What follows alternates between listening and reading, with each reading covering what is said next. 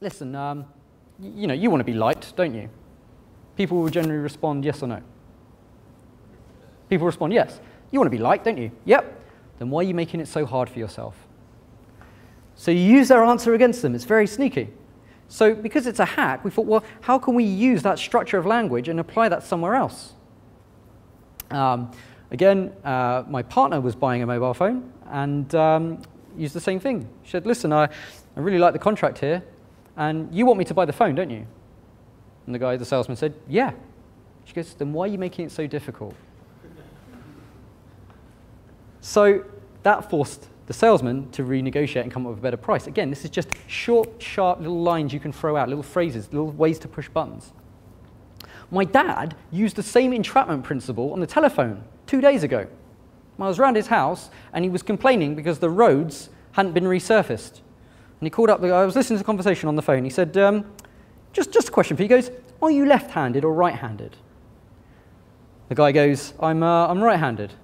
He goes, He goes, judging by the state of the road outside my house, you can't tell your fucking left from your right, can you?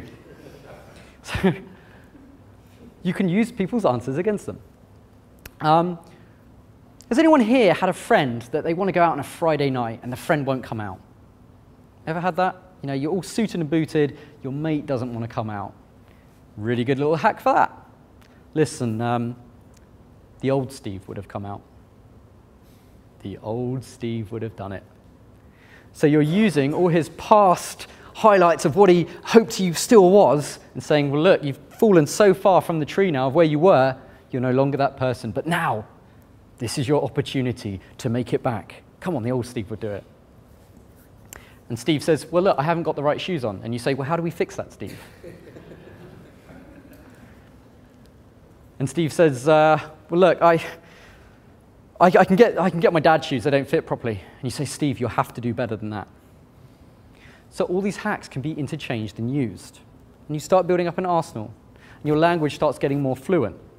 The best way is to take one little phrase and drop it into all your conversations. So you want to listen out.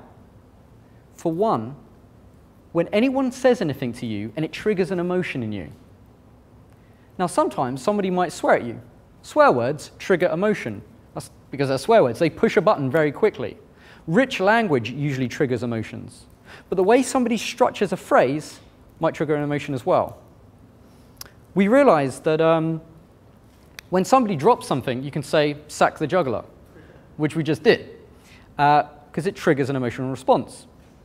Other phrases that would trigger an emotional response in that situation, see, this is why we can't have nice things. If anyone drops something at the bar, psh, causes a scene. See, this is why we can't have nice things. The third one, which my friend Sasha taught me, is, did your parents drop you like that as a kid as well?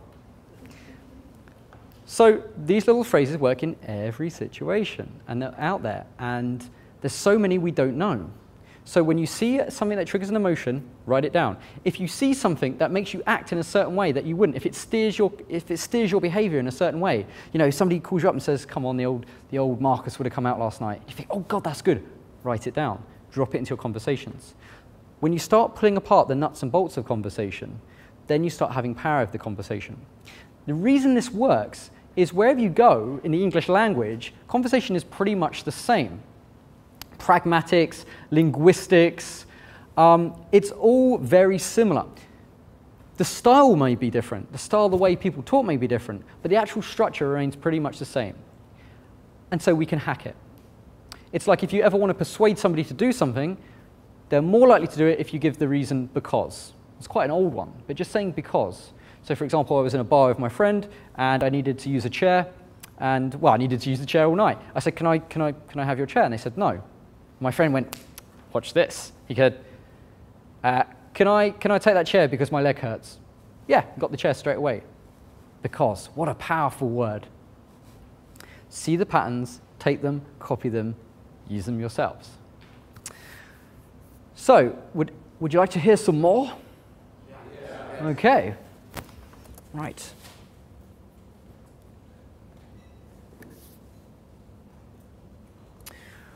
Whenever I meet somebody for the first time, a big question I always ask them is, what's your goal with all this? Everybody, as I said, is facing a challenge in their life. They're going through some hardship they're trying to sort of remove, some dream they're aspiring to.